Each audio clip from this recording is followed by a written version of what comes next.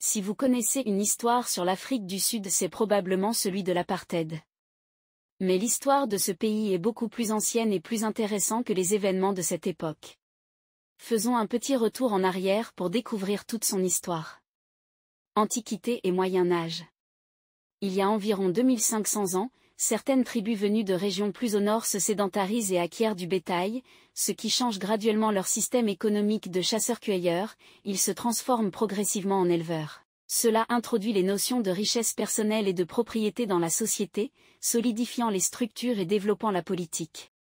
À la même époque, les Khoïkhoïs se déplacent vers le sud, rejoignant la région du Cap de Bonne-Espérance. Ils continuent à occuper davantage les côtes, tandis que les autres qu'ils nomment Sankoï restent à l'intérieur des terres. Leurs liens sont toutefois étroits et le mélange des deux cultures donne celle des Khoïsans. Au début de l'ère chrétienne, des peuples bantous arrivent du nord-ouest, partis des confins du Cameroun et du Nigeria actuel. La première vague de ces peuples migrants issus de l'âge du fer, agriculteurs et éleveurs, atteint l'Afrique du Sud probablement vers l'an 300 pour s'établir dans l'actuelle province du KwaZulu-Natal vers 500. D'autres descendent la rivière Limpopo au IVe ou Ve siècle pour parvenir vers le Xe siècle dans l'actuelle province du Cap-Oriental. Leur migration se fait par petites vagues, déplaçant cependant devant eux les populations de chasseurs-cueilleurs. Éleveurs, les Bantous sont aussi des agriculteurs, maîtrisant, entre autres cultures, celle des céréales. Ils travaillent aussi le fer et vivent dans des villages. Ce sont les ancêtres des peuples parlant les langues Nguni, Xhosa, Zoulou et diverses autres. Les Xhosa sont les seuls à être organisés en État pour se défendre de leurs voisins. Pour tous les autres peuples, l'unité politique ne dépasse pas le groupe de villages. Les deux cultures auraient, selon des sources limitées à l'archéologie, généralement cohabité paisiblement. On peut observer une intégration d'éléments des cultures khoïsans par les Bantous. Outre les artefacts archéologiques, la linguistique révèle que le clic, caractéristique des langues khoïsans, a été incorporé dans plusieurs langues bantoues. Au nord, dans la vallée du fleuve Limpopo et de la Chache, s'établit un premier royaume indigène régional à partir du Xe siècle. Économiquement fondé sur l'extraction de l'or et le commerce de l'ivoire, la position stratégique de ce royaume de Mapingubwe permet à ses habitants de commercer via les ports d'Afrique de l'Est avec l'Inde et la Chine bien avant l'arrivée des Européens. Ce royaume prospère est alors le plus important lieu de peuplement à l'intérieur des terres de l'Afrique subsaharienne. Il le demeure jusqu'à sa chute à la fin du XIIIe siècle, laquelle résulte d'un important changement climatique contraignant les habitants à se disperser. Le siège du pouvoir royal se déplace alors au nord vers le Grand Zimbabwe et vers Kami. Diverses communautés s'installent ensuite dans le voisinage. Arrivée des Européens, 1488.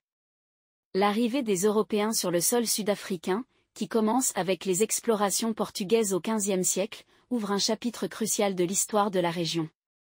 En 1488, Bartholomew Dia devient le premier Européen à contourner le cap de Bonne-Espérance, démontrant la possibilité d'une route maritime vers les Indes.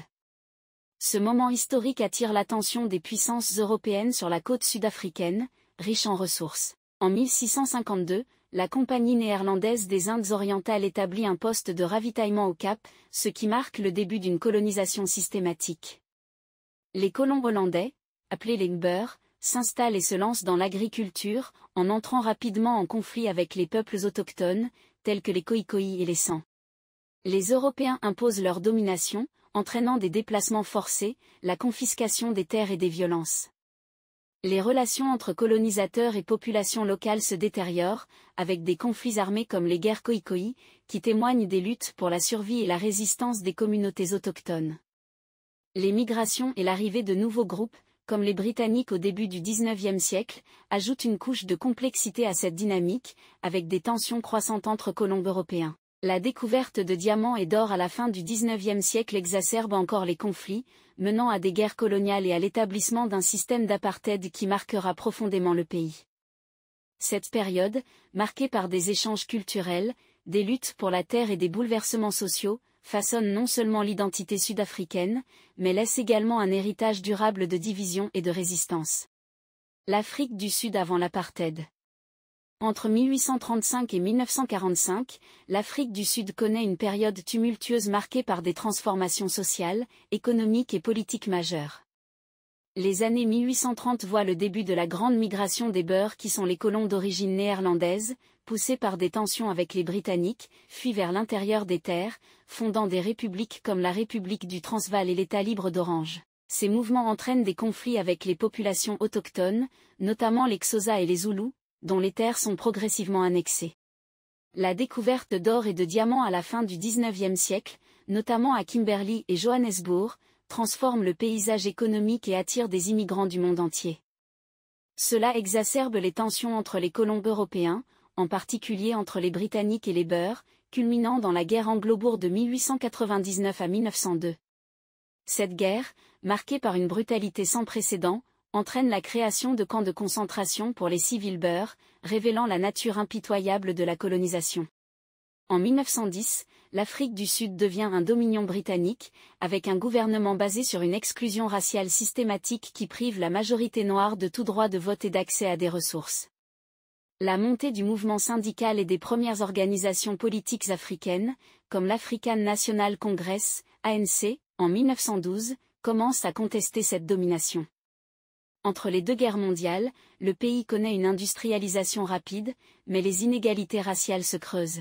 Les législations discriminatoires, comme les lois sur les terres et les restrictions de mouvement, imposent un système d'apartheid de facto qui prépare le terrain pour les politiques racistes institutionnalisées des années suivantes. Cette période, riche en lutte et en résistance, préfigure les bouleversements qui marqueront l'Afrique du Sud après la Seconde Guerre mondiale. La République sud-africaine sous l'apartheid, 1961 à 1991.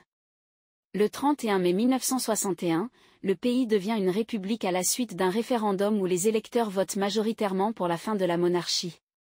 La République d'Afrique du Sud est alors proclamée, et le dernier gouverneur général du pays, Charles Swart, devient ainsi le premier président de l'État. Le pays se retire également du Commonwealth. L'ANC débute alors la lutte armée dans l'Umkhonto we-Sizwe. En 1964, Nelson Mandela, l'un des chefs de Umkhonto we-Sizwe, est condamné à perpétuité pour terrorisme et les autres chefs de l'ANC sont emprisonnés ou exilés. En 1966, Hendrik Verwoerd, Premier ministre d'Afrique du Sud et grand architecte de l'apartheid, est assassiné. En 1976, les émeutes dans le township de Soweto contre l'enseignement obligatoire en afrikaans conduisent le gouvernement à déclarer l'état d'urgence alors que le Bantoustan du Transkei est déclaré indépendant dans le cadre de la politique d'apartheid.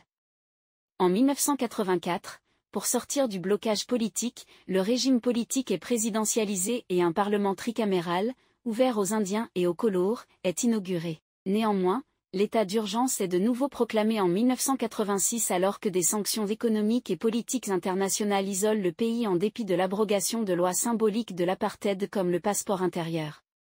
En dépit des condamnations officielles qu'ils émettent eux-mêmes contre l'apartheid, différents pays continuent néanmoins de maintenir des relations plus ou moins discrètes avec l'Afrique du Sud, dont les États-Unis, le Royaume-Uni, l'Allemagne de l'Ouest ou encore Israël. De leur côté, les pays du bloc de l'Est dont l'Union soviétique et l'Allemagne de l'Est soutiennent activement les mouvements anti-apartheid et la lutte contre le régime sud-africain.